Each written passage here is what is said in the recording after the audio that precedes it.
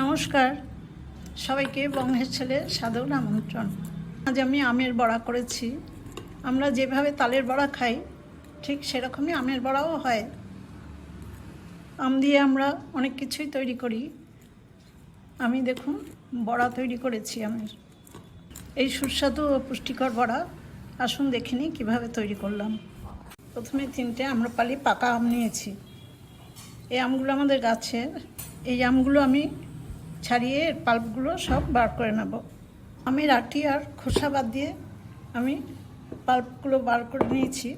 আমটা বাটির উপরে একটা স্ট্রেনার নিয়ে সেই স্ট্রেনারে আমি আমটা ঢেলে দিলাম, দিয়ে ভালো করে ছেঁকে নেব। এবার আমি পাল্পটা একটা চামচের সাহায্যে আমি এরকম করে একটু ছেঁকে নেব।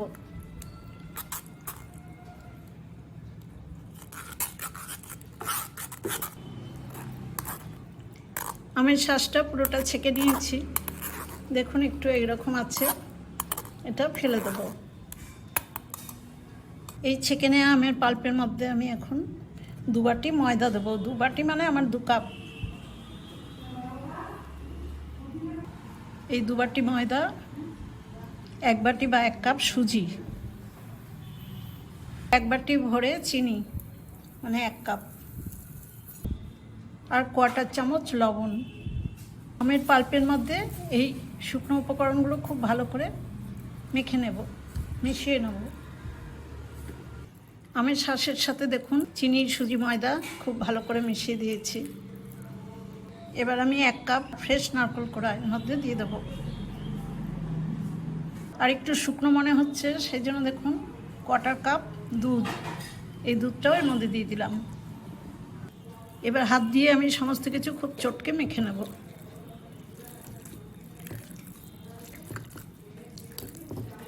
আম্রপালি আম কিন্তু আমাদের গাছের, খুব রসালো, মিষ্টি এবং কালারফুল। যে কেউ ভাববে আমি এখানে ফুড কালার দিয়েছি, কিন্তু এটা আমেরই রং। ভালো করে মেখে নিয়েছি। এবার আমি 15 মিনিটের জন্য ঢেকে রেস্টে রাখবো। মাখাটা 15 মিনিট ঢেকে রেস্টে রাখলাম। এই রেস্টে রাখার কারণে চিনিগুলো গুলে গেল এবং সুজিটাও সেই চিনির জলটাকে অ্যাবজর্ব করে নিল।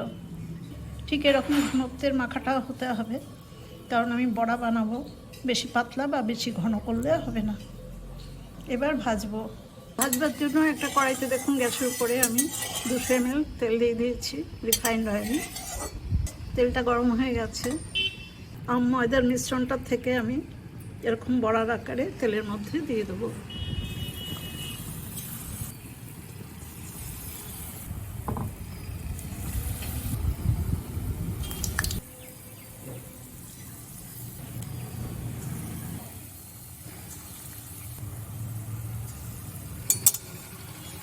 একসাথে দেখুন আমি প্রায় 15-16টা বড়া দিয়ে দিয়েছি।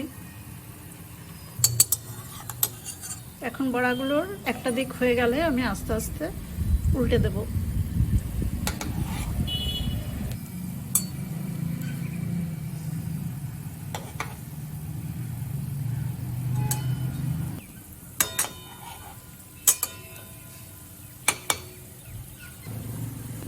বড়াগুলো আমি দেখুন সবকটাই উল্টে দিয়েছি। ফ্লেমটা কিন্তু মিডিয়ামই রাখতে হবে। মিডিয়ামে না হলে বড়া বাইরেটা তাড়াতাড়ি লাল হয়ে যাবে, ভেতরটা ভালো সেদ্ধ হবে না।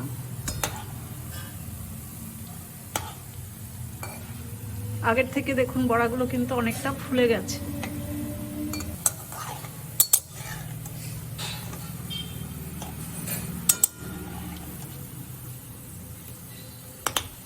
তেলের মধ্যে বড়াগুলো ভালো করে ঘুরিয়ে ঘুরিয়ে গোল্ডেন ব্রাউন করে ভেজে নিলাম। এবার বড়াগুলো আমি সব তুলে নেব। প্রথম ব্যাচের বড়াগুলো তুলে নেওয়ার পর আবার আমি দিয়ে দিচ্ছি।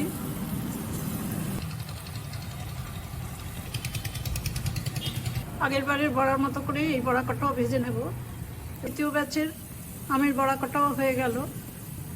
এই বড়া কটাও এখন আমি তুলে নেব। তারপর বাকি যেটুকু আছে সেই মাখাটাও আমি একইভাবে ভেজে নেব। সব কটা বড়াই ভাজা হয়ে গেছে। দেখুন একটা প্লেটে সার্ভ করে দিচ্ছি। যে কোনো সময় এই বড়াগুলো খেতে খুব ভালো লাগে, বাচ্চাদের তো খুবই পছন্দের। বাইরেটা মুচমুচে, ভেতরটা নরম। আপনারাও এইভাবে তৈরি করে খাবেন।